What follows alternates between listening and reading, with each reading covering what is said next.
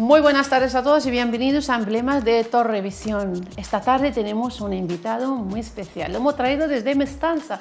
Ha venido aquí a hablarnos de su último libro, Sueños de Cine. José Carlos Villalba, su autor.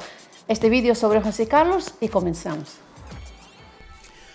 José Carlos Villalba es licenciado en Derecho y está cursando un máster de Escritura y Narración Creativa. Tras ejercer la abogacía durante un tiempo, dedicó otra etapa a la construcción, hasta convertirse en el responsable de comunicación de la Concejalía de Deportes del Ayuntamiento de nuestra localidad. Será ahí donde redactará infinidad de notas de prensa deportivas y entretenidas entrevistas a destacados deportistas, a quienes conseguiría sacar su mejor imagen. Un nuevo cambio laboral lo ha colocado actualmente como técnico de administración en el Departamento de Servicios Operativos. Es un escritor nato, lo demostró con su primer libro, Antonio Villalba, mi padre, autopublicado en el año 2002, una peculiar biografía de su padre, y sobre todo con los editados por la Concejalía de Deportes. Aquellos años de baloncesto, 1996-2003, Francisco Gutiérrez Lorca, Pacoli, y la historia inacabada. Todos tienen en común el esfuerzo, la dedicación y el logro de plasmar en sus páginas de forma amena y honesta las vidas de sus protagonistas. Sueños de Cine es el inicio de una nueva faceta de su carrera literaria. La ficción lo ha hecho a lo grande, de forma pasional, para no dejar indiferente a nadie. Pues ya hemos visto este vídeo sobre nuestro invitado José Carlos, ahora sí que vamos a comenzar la charla con él. Muy buenas tardes, José Carlos. Muy buenas tardes, Sumaya. Compañero nuestro. Compañero. Y vecino. Y vecino. Y autor de varios libros que tenemos aquí. Qué lujo de invitado tenemos hoy. Pero antes de hablar de estos libros, que tienen sus historias, sobre todo el último, a nosotros en Emblemas nos gusta hablar con nuestro invitado de su época de vida. Comenzamos por la niñez. Cuéntanos, ¿cómo ha sido tu niñez? Bueno, en Churriana. O sea, yo soy alaurino desde hace 26 años justos, porque muy pronto hago 26 años de casado. Entonces yo he vivido toda mi vida en Churriana y con esa edad ya me volví a Laurín de la Torre. Ya me lo dijo mi padre, ¿eh? Mi padre dice, tú vas a acabar en Laurín. Pues acertó. Y acertó. Los padres que aciertan muchas veces, ¿verdad? Bueno, ¿cómo ha sido esta niñez en Churriana? Bien, con la muy familia. Contento, relacionado allí con mucho deporte. De hecho, los primeros libros míos normalmente van relacionados con el tema del deporte. Y hasta que ya siendo más jovencito, pues conocí a una chica de Laurín de la Torre. Últimamente salía ya más por Alaurín que por aquí. Y bueno, pues a lo tonto, pues ya llevamos 26 años juntos.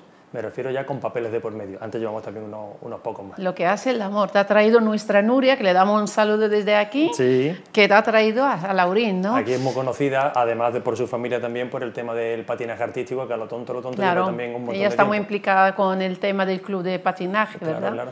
Igual que tus hijos, ¿no? Igual, a tus niñas, igual ¿no? Que...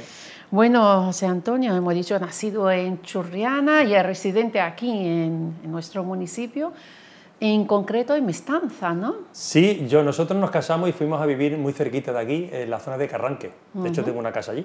En pleno centro. ¿Sí? Exacto, pero a los 5 años, recuerdo que el niño tenía como 3 años y la niña era un bebé que no andaba, nos fuimos a Mestanza. Se nos presentó allí la oportunidad, una tía de mi mujer vendía su casa y nosotros la compramos y luego la acondicionamos a nuestro gusto.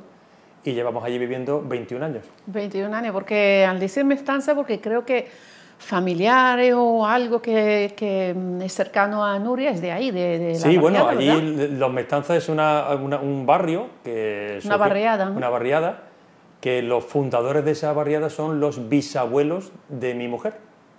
Fíjate. Yo no llegué a conocerlo, pero que claro. Tiene el apellido Mestanza. Sí, casi todos los residentes de ahí en Mestanza, ¿no? Bueno, ahora sí, ¿cómo recuerdas nuestro municipio? Ya viniste jovencito aquí a Laurín, ¿no? La casa donde viví al principio, en Carranque, como yo he dicho, es que mi padre en su día compró un solar y yo recuerdo de niño ir a visitar el solar y aquello no era nada, aquello era... Campo. Entonces ahí es cuando me decía mi padre, tú vas a acabar aquí viviendo. Y claro, yo desde la visión de un niño decía, ¿yo qué voy a hacer aquí? Bueno, pues al final se tornó todo para que pudiéramos irnos para allá. O sea que Claro. Alhaurín era totalmente, ya de niño, yo de niño no venía mucho, pero de vez en cuando venía, y ya de joven tiene poco que ver el Alhaurín de hace unos años con el En la actualidad. con el de la actualidad. Hay una evolución tremenda en muy pocos años. Desde luego, que no es el primero que lo dice, ¿verdad? El cambio que ha dado que... Claro, porque si tú llegas a Alhaurín y te encuentras lo que hay, pues tú dices, vale, pues es verdad que está bonito, porque está bien cuidado, está todo, muchas zonas verdes, pero si tú has visto cómo estaba hace veintitantos años, no 80 ni 90, sino veintitantos. Sí, los 90, desde los 90. Sí, desde el año 90, pues tú ves esa evolución y ves cómo el cambio tan tremendo que se ha hecho y que no para de hacerse. Sí, los cambios, vamos a hablar de esta parte así que me ha gustado a mí porque por un motivo que ahora lo vamos a decir. Los cambios ya no solo en las carreteras, los jardines, sino en la cultura, deporte. Alhaurín está muy... De hecho, hace unos días, ayer que se proclamó el pueblo mejor pueblo de cultura, ¿no? De cultura, sí. ¿Verdad? Eso es un privilegio, orgullo, ¿no? un orgullo. Ya fuimos Ciudad Europea del Deporte. Exacto. Europea. Claro. Y claro, eso es en función del número de instalaciones, de clubes deportivos que están funcionando. Si ahora además a todo eso, que eso continúa, porque lo que pretendíamos en su día, que no fuera flor de un día, es decir, sino que aquello, tuviéramos ese premio, pero que ese premio, ese trabajo continuara, y me consta que se está continuando. Claro, el esfuerzo que se le dedica para... Claro, y si además al tema deportivo le añades además el tema cultural, que tiene eventos muy conocidos a nivel también nacional y fuera de España, y fuera, pues yo creo que es un premio muy merecido. ¿no? Muy merecido, sí señor, muy merecido. Bueno, licenciado José Carlos en Derecho. Cuéntanos, llegaste a ejercer, pero poco, sí, ¿no? Sí, estuve ejerciendo, se estudió no por una vocación, que yo nunca he tenido una vocación concreta de ser abogado, pero llegó un momento en que terminé COU, en aquel momento se estudiaba COU, tenía muy claro que quería estudiar que quería ir a la universidad, no sé si porque me lo implantaron desde pequeño o por lo que sea, y decidí ir. Entonces me recuerdo en su día que tenía dudas entre periodismo, entre historia y derecho. ¿Y terminas en Derecho? Y terminé en Derecho. Y terminé Derecho, me di cuenta que no me entusiasmaba, pero que yo eso lo tenía que terminar. Y luego pero sacaste la carrera, claro, sí, la terminaste, estuviste trabajando poco tiempo. Correcto, estuve trabajando, y luego por circunstancias personales, para asegurarme, empezar en Derecho, si no tienes un conocimiento o alguien que te mete en algún despacho, el inicio es complejo, como todo en la vida. Entonces, para yo tener unos ingresos fijos... Asegurarte, ¿no? Mi padre tiene una empresa, tiene un administrativo, yo entré de administrativo en la empresa, ahí me fui creando. La circunstancia fue que mi padre, muy poco tiempo después, se tuvo que dar de baja, al principio era temporal, luego fue definitiva, y sin venir a cuenta, pues estaba dirigiendo una empresa. Y así me tiré 16 años. O sea, que te tocó ser el jefe, digamos, ¿no? Sí, para lo bueno y para lo malo. Para lo bueno porque te tienes que espabilar sí o sí, para lo malo porque había quien llegaba diciendo quién es para llegar aquí el último y ponerse arriba, ¿no? Pero bueno, eso ya al final el tiempo te pone en su sitio. Entonces tuve un momento en que tenía que alternar mi trabajo como abogado y el trabajo en la empresa. Y algunos años después tuve que decidir por uno o por otro, y en principio decidí por el otro. Entonces aparqué mi carrera jurídica. Jurídica, sí.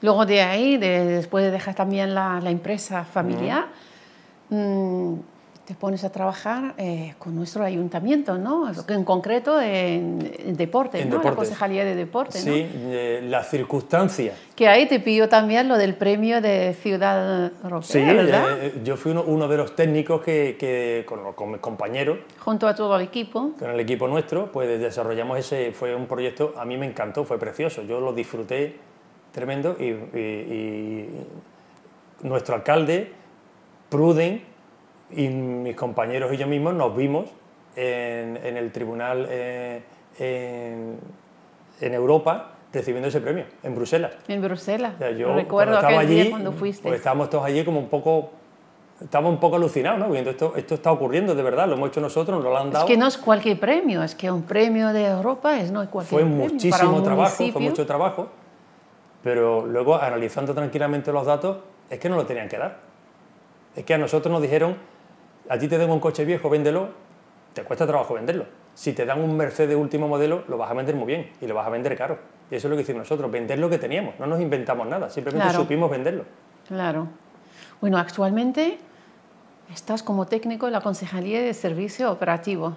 Otro Hay cambio. también otro cambio. Hay otro para cambio, es que después de estar mucho tiempo en deportes con Pruden, cuando Pruden lo cambiaron a servicio operativo, pues me llamó y me dijo, oye, ¿te vienes cuento conmigo? contigo. Y sí, claro.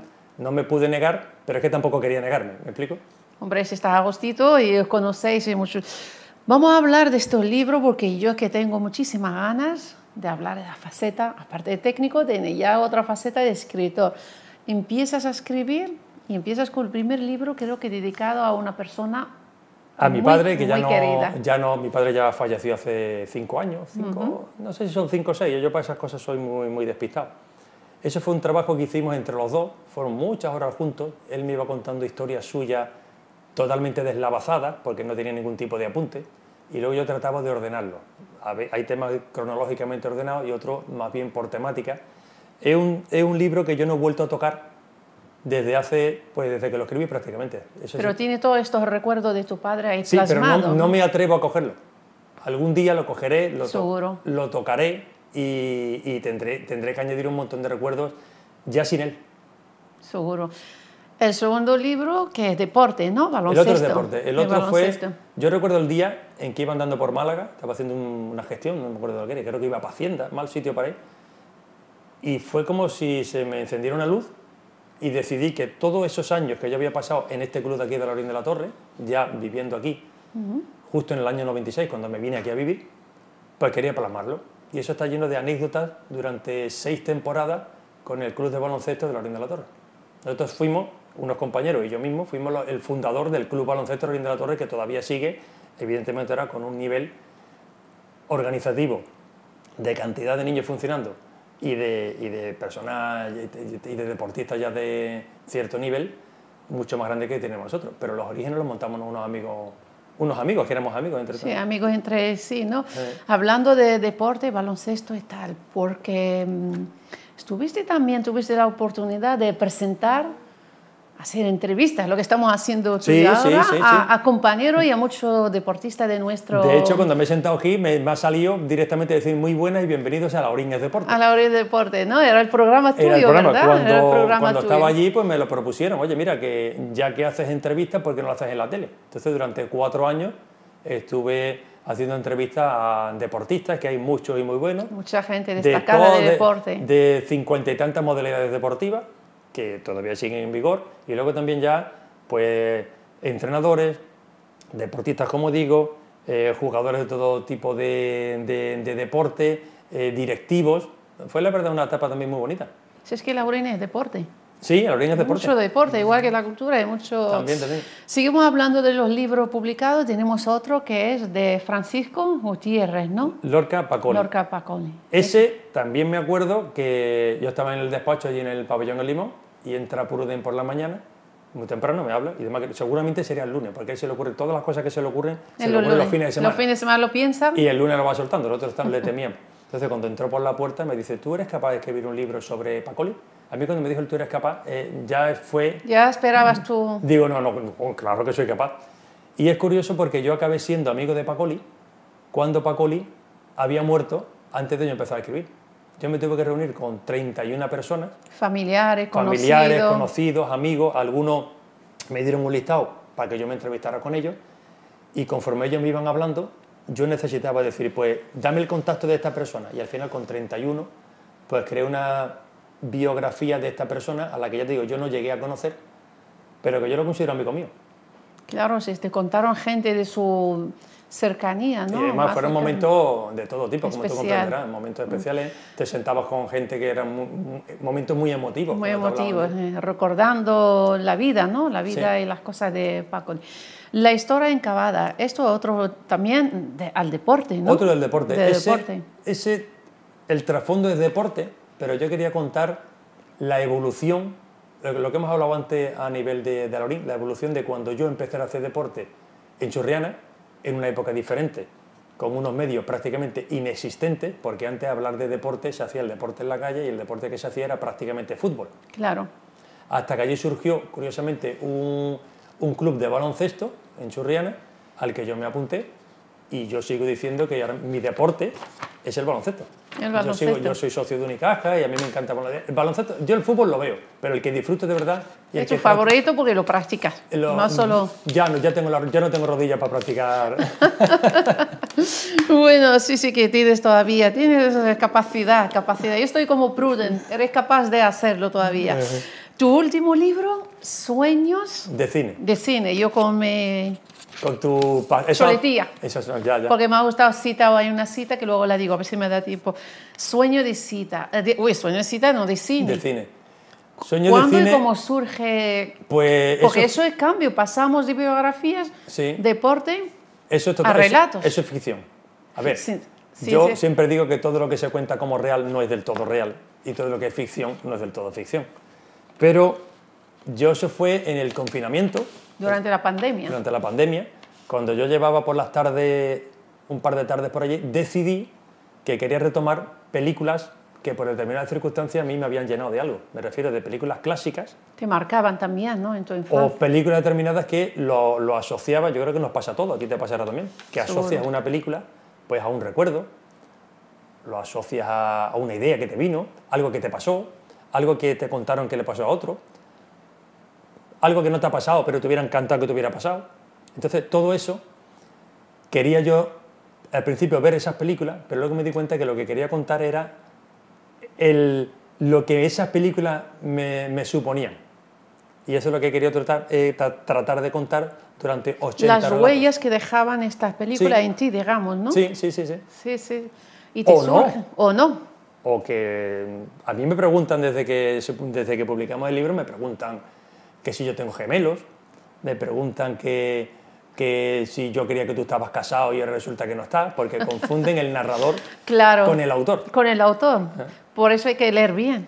Claro, bueno, a mí me gusta que me pregunten eso y digo, bueno, si le he creado la duda es porque se ha creído eso que se ha contado. Pero eso es bueno, señal de que has leído y no la tienen todavía claro, que te confunden el autor con el... Es muy curioso. Claro. Y son 80, ¿no? 80 obras. Yo quería hacer 100, pero porque dije... ¿Pero llegaste a hacer 100 o no? No, yo me he quedado en 92. En 92. Pero te explico brevemente. Es que yo al principio digo, bueno, hago 100, no tengo prisa. Digo yo, si yo me hago un relato a la semana, pues en 2 años he terminado, no tengo prisa ninguna. Pero luego iba mucho más rápido de lo que creía y cuando iba por 92 relatos escritos, lo puse en el formato necesario para convertirlo en libro. Y me di cuenta que cada relato no me ocupaba 3 páginas como yo quería, sino que me ocupaban 4. De hecho, todos los relatos tienen la misma extensión, párrafo arriba o párrafo abajo. Entonces me di cuenta que iba a ser un tocho excesivo.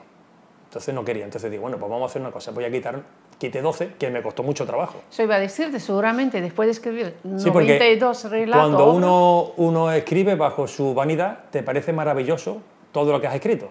Y luego te cuesta quitar. ¿Qué quito? ¿Cuál quito? Igual que al principio, tú mismo eres muy autocrítico. Dices, esto no vale. Cuando lo das por bueno, lo consideras excelente.